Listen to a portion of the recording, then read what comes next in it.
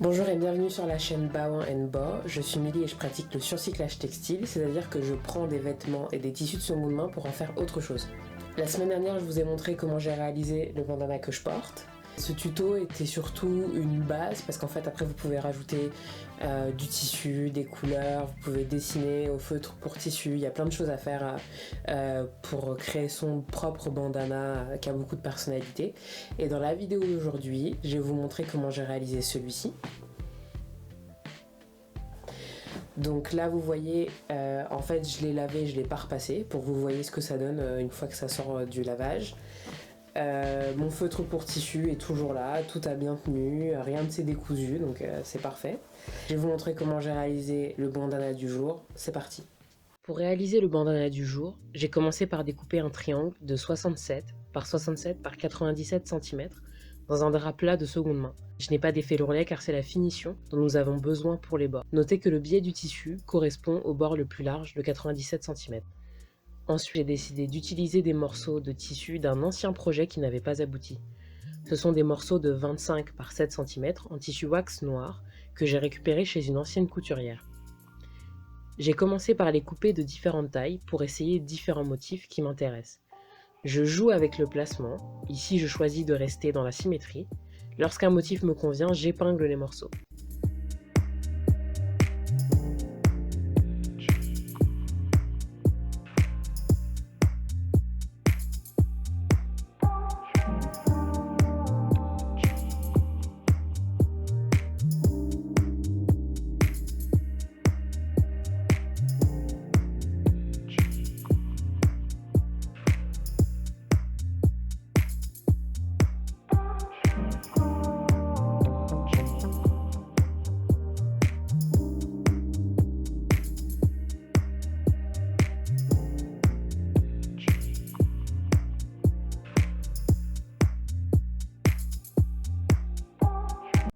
C'est le moment de coudre.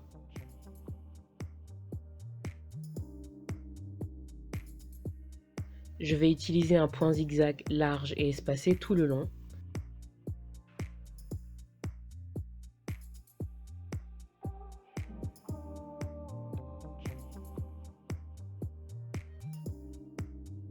Aux angles, je fais bien attention à pivoter mon tissu en laissant l'aiguille à l'extérieur du tissu noir.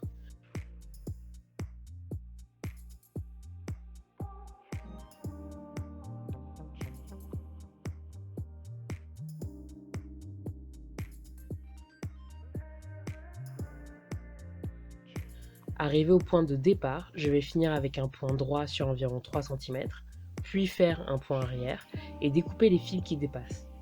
Et je vais répéter l'opération pour les autres morceaux.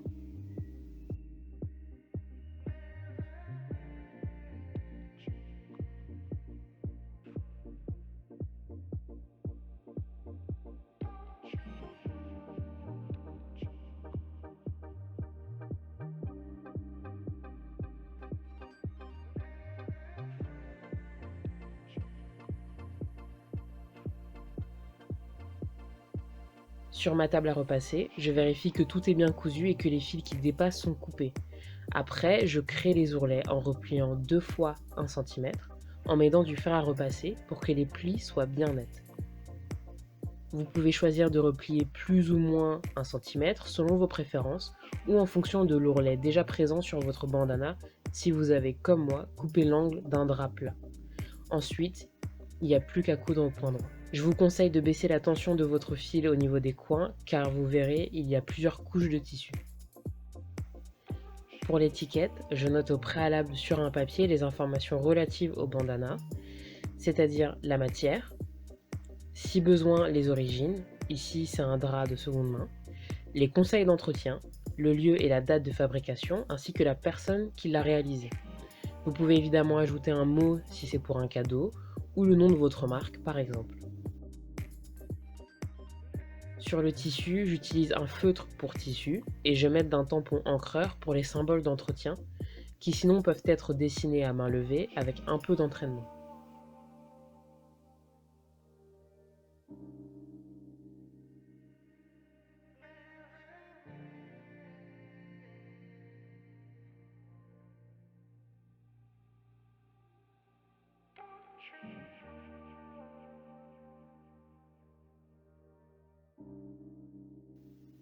La dernière étape est de repasser les endroits du tissu où on a écrit, sans vapeur, pendant quelques secondes. Et le bandana est terminé.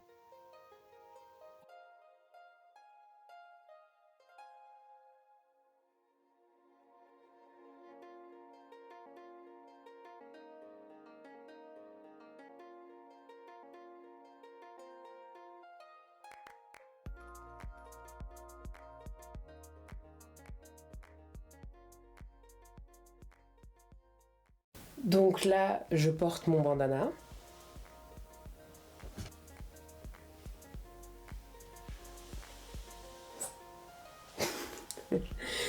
J'essaie de faire le mannequin à tête tournante, mais je sais pas si ça marche.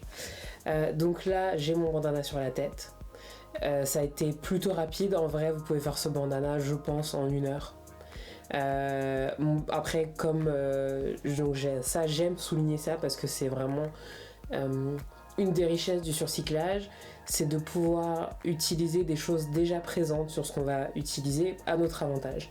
Et donc comme j'ai déjà un ourlet en plus arrondi qui est déjà fait, j'ai pas besoin de me casser la tête, c'est fait. Donc j'ai vraiment eu à placer mes morceaux de tissu noir sur le tissu blanc et à faire un ourlet et c'était fini. J'adore ça. Je compte refaire d'autres bandanas encore pendant quelques semaines, les poster sur la boutique. Pour l'instant, j'ai envie d'utiliser les quelques tissus que j'ai qui viennent du Sénégal. Et donc là, j'ai du basin avec moi. Ce sont des tissus magnifiques, il n'y a pas forcément besoin de rajouter plein de détails pour les mettre en valeur, ils sont vraiment super beaux. Je vous en dirai plus sur ce qu'est le basin, mais en tout cas, je vous laisse quand même admirer les couleurs avant qu'on se retrouve la semaine prochaine pour un nouveau tutoriel.